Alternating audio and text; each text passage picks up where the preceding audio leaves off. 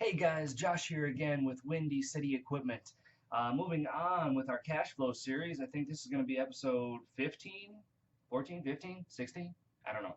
Anyway, today we're going to be talking about payroll and how it pertains to cash flow.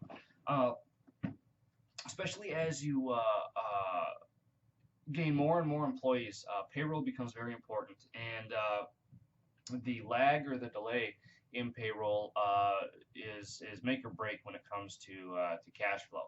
So every state has their own requirements for how long the gap is in an employee's paycheck. For instance, Arizona, our pay period ends on Saturday or Friday. Our pay period ends on Friday. Um, and then we are allowed a 7-day lag period to pay out that payroll, and we do biweekly.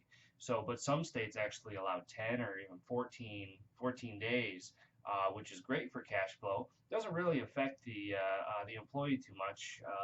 The only way that really affects them is when they first come on, they're waiting a little bit longer for their first paycheck, and then when and if they leave, uh, their paycheck comes a little bit after when they were let go or when they quit or whenever. But actually, those states usually have a statute that says you got to pay everything out immediately that they worked. But anyway, that's neither here nor there. My point is that especially as you gain more and more employees, that gap in payroll is humongous. I mean, payroll you could be paying out 26, 30, 50, $100,000 every 2 weeks, for jobs and for labor that you haven't gotten paid for yet.